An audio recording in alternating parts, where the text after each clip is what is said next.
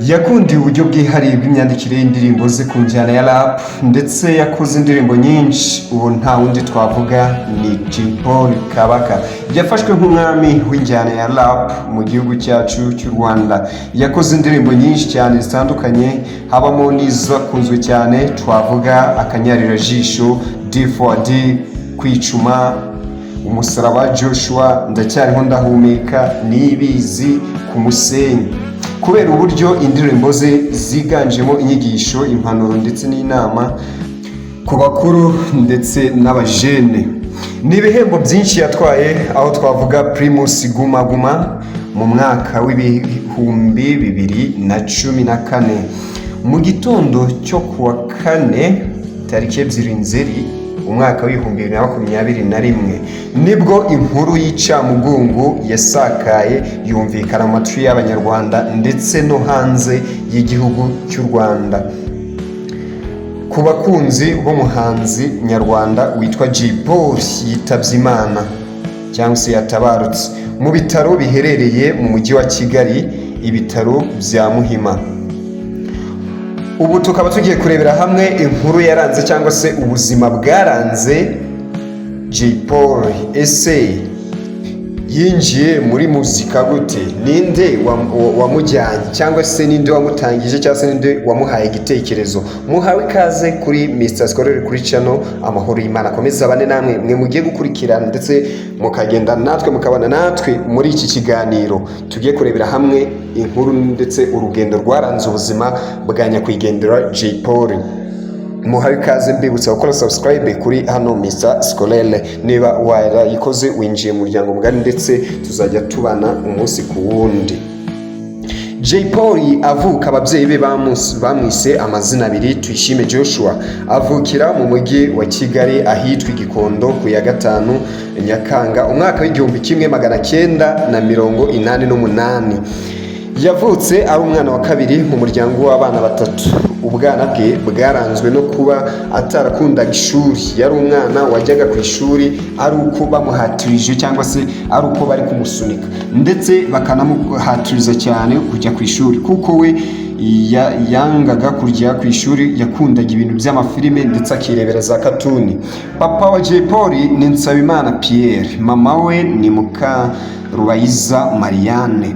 Jay Polly yize amashuri abanza i Kinunga, ayisumbuye ayatangira kwiseka Kicukiro, ndetse anahakomereza section aho yigaga imyuga cyangwa se ubumenyingiro.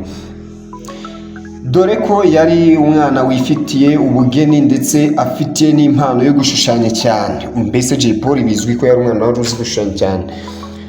Dore uko yaje kwinjira muri muzika. Mama we yari umwe mu baririmbyi baririmba muri korali Hoziyana mu rusengero rwa ADEPR hano ku Gakinjiro. Mama we yamushyize muri korali y'abana nk'uko abandi bana baho mu rusengero babaga babashyizemo, na Jay Polly aza kuririmba muri korali y'abatoya. Yaririmbaga indirimbo zo guhimbaza Imana. Byumvikane ko icyo gihe yari anafite imyaka mike cyane.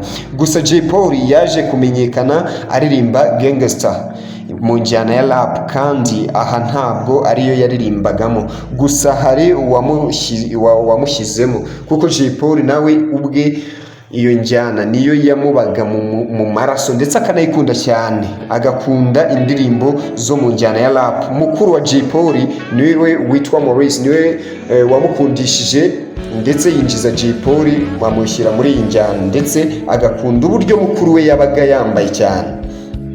Mu mwaka w'ibihumbi 2002 yarageze mu mwaka wa 6 mu mashuri abanza. Jay Polly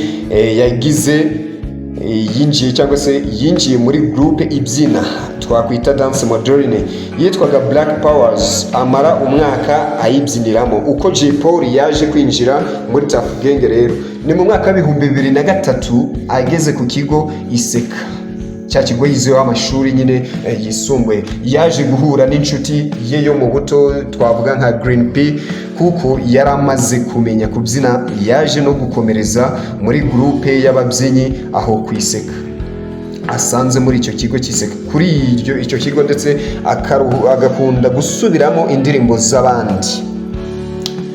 Mu mwaka w'ibihumbi 2004 afatanyije na Green P ndetse na Perry G barafatanyije bakora itsinda baryita GFY, batangiye kwandika indirimbo ndetse buri gihe cyane bagakunda kuba bari kumwe basubiramo za ndirimbo.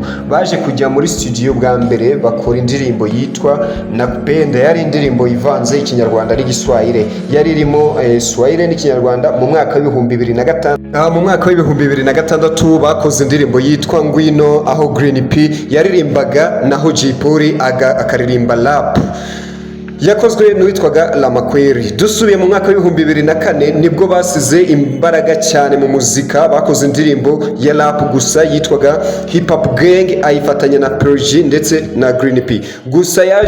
Gusa Jay Polly yaje kumara igihe kinini adakora indirimbo, mbese adakora umuziki. Ibyo byatumye itsinda ryabo ridakomezanya, dore ko we yarahugiye ndetse yarari gukurikirana ibintu bikomeye cyane, inshingano zikomeye cyane zo kwiga. Ariko Jay Polly yaramaze kumenya ko afite impano idasanzwe yo kwandika indirimbo. We na Green P baje guhura rero n'uwitwaga Lick nyuma yaho, amaze kumva uko abo basore baririmba. Lick yaje kubahuza n'uwitwaga Bulldog, bakoze indirimbo zitamamaye twavuga nk'iya Green P yitwaga Nyumvira, naho Bulldog akora Abirabura. Impamvu nuko amajwi atarameze neza ndetse n'ibyuma. Lick yaje guhindura studio, aza kujya muri studio nziza. Ibyo byatumye batangira gukora indirimbo nziza, harimo nko Kwicuma, Tageti ku mutwe ndetse n'izindi. Gusa nyuma yaho bahuye n'uwitwaga Pfla, aza kwihuza n'iryo tsinda, dore ko yaravuye hanze ndetse azi no kuririmba injyana ya rap.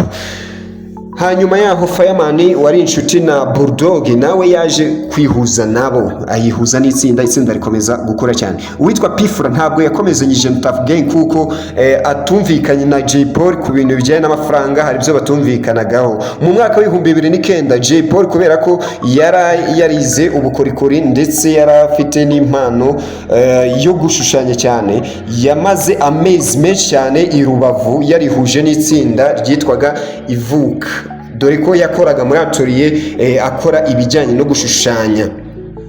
Jay Polly yakoze indirimbo zakunzwe cyane twavuga nk'Akanyarira Jisho, Ndacyariho Ndahumeka, Defwade. Ibyo byatumye aba umwe mu bitabiriye Guma Guma Superstar. Aha rero mu mwaka w'ibihumbi 2011 Primus Guma Guma Superstar ntibyamukundiye ko ayitwara, kuko iyi Guma Guma ya 2011 yatwawe n'uwitwaga Tom Close. Mu mwaka wakurikiyeho rero, umwaka w'ibihumbi 2012 Jay Polly yabaye wa kabiri, aza gukurikira King James. Mu mwaka w'ibihumbi 2013 nabwo Jay Polly yatutse abanyamakuru, avuga ko kaminuza ziri gusohora injiji. Ibyo byababaje abanyamakuru ndetse aza kwisubiraho abasaba imbabazi, ababwira icyabiteye. Ibyo byatumye agira amahirwe yo kuba uwa mbere utwara Primus Guma Guma Superstar ya 2014.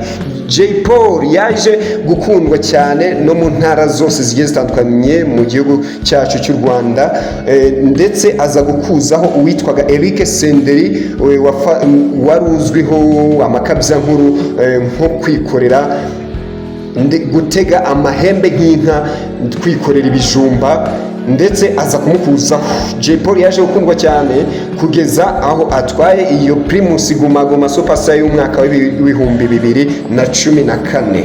Ku ya 30 Nyakanga nibwo hasojwe Primus Guma Guma Superstar, birangira uwitwa Jay Polly muhanzi wa rap, njyana ya rap, atwaye igihembo ndetse na miliyoni 20 z'amafaranga y'u Rwanda. Jay Polly ni umugabo waranzwe no gushinjwa ibyaha nko gukubita umugore, kunywa ibiyobyabwenge ndetse dore ko yapfuye afite urubanza, cyangwa se yari afite dosiye y'urubanza rwari rutaramusomerwa, aho yashinzwaga gukoresha ibiyobyabwenge. Jay Polly mu kiganiro yagiranye n'abanyamakuru ba Kigali Today yavuze ko yaretse urumogi mu mwaka w'ibihumbi 2020, aho yagize ati sinongeye kunywa urumogi uretse mu mwaka w'ibihumbi 2021 niho nongeye kugira igishuko, ariko sinongeye kurusomaho.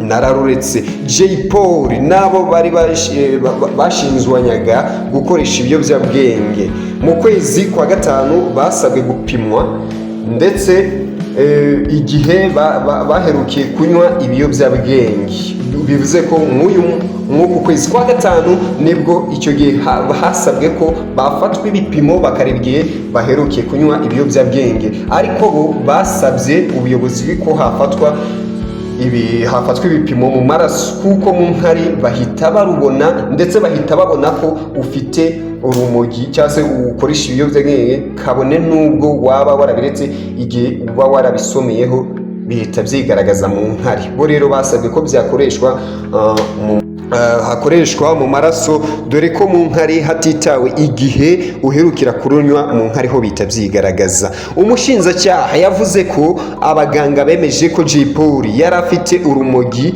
rugeze kuri doze ya 385 muri litiro imwe y'inkari, mu gihe umuntu wigeze kunywaho cyangwa se wanyoye imiti irimo urumogi adashobora kurenza doze 20 muri litiro imwe. Jay Polly yasize umugore n'abana babiri bavuka ku bagore batandukanye, ndetse dore ko bivugwa ko Jay Polly yaba yarazize ibiyobyabwenge, nubwo inzego z'ubuyobozi zo zitari zatanga icyamwishe, zitari zamenyekanisha icyamwishe. Gusa uyu muhanzi wacu wakunzwe cyane Kabaka cyangwa se Jay Polly, abakunzi ba rap ndetse n'abakunzi ba muzika ku njyana ya rap badusabye ko twazabagezaho amwe mu magambo uyu muhanzi ukomeye mu gihugu cyacu cy'u Rwanda yavuze. Jay Polly yaravuze ati, iyi nzira tunyuramo ndetse naho tugana ntaho hazi, ukugezeho afite inyota umuha amazi, Imana yonyine niyo ibizi. Gukosa bibaho, ariko kwihorera si uguhembera urwango, ari byo bivuze ngo kwihorera kwiza no kubaho neza. Uyu muhanzi Jay Polly yaravuze ngo hahinduka abantu ariko isi yo ntigihinduka, twe turasaza ariko isi yo ntigihinduka, ihora ari mutaraga. Uyu muhanzi wacu Jay Polly Kabaka yaravuze ngo nta cyagize intangiriro cyangwa se itangiriro cyabuze iherezo. Yaranavuze ngo uramutse umenye ko uri mu mataha wagenza gake, kuko ugushaka no kw'Imana gusa twe tuzataha. Jay Polly yaravuze ngo byaba bimaze iki kuba ufite ubutunzi ariko ubuzima bwawe ukabuharira iby'isi. Ati njye nzisunga Jehova kuko ari we umenyera ibinkwiriye, akaba ari we untunze. Jay Polly yaravuze ngo ni wowe wanzanye ku isi ndetse no kuyivaho niyo izampagatike, aho yavugaga Imana. Jay Polly yaravuze ngo ni hashimwe Imana ipangira umuntu, kuko iminsi n'imitindi iby'isi birashira bikagenda tubire. Uyu mwami wo mu njyana ya rap cyangwa se umwami w'injyana ya rap mu gihugu cyacu cy'u Rwanda, Jay Polly yavuze amagambo akomeye cyane yaranzwe n'icyizere, kudacika intege ndetse n'imibereho. Dore ko Jay Polly yavuze ngo nta mugabo umwe ndetse nta n'umutwe umwe, ahari abantu ntihagakwiye gupfa abandi. Yaravuze ngo iyi si turiho irazenguruka, uzirinde gutekenika. Aranavuga ngo hera hasi niba wifuza kuba icyamamare, kuko iyo utaziranye no hasi gutinda hejuru birakugora. Iyi si ifite ihame nta kabuza, dore ko ifite ihame ry'uko abandi bashobora kubaho neza gusa abandi bakabaho nabi cyangwa se abandi bakanapfa, ariko byose ku bushake bw'Imana. Jay Polly yaravuze ngo turi imbohe zabo turi bo naho tuva, kuko kuba tutavuga si uko imitwe yacu iri mu busa. Mu buzima burya umuntu arimenya, burya imitima yacu yuzuyemo amaganya. Nta mugabo wageze ku cyo yashakaga atarabize akuya. Amagambo yavuzwe na Jay Polly. Umwijuto ni mubi cyane, utera benshi guta umutwe. Ujya urwana n'umusaraba wawe, nta muvandimwe mu murwa. Jay Polly yaravuze ngo ku isi ni gatebe gatoki, uramenye wiba umuhemu, kuko Imana irebera imfubyi ntijya ihumbya, ingorofani yahinduka indege.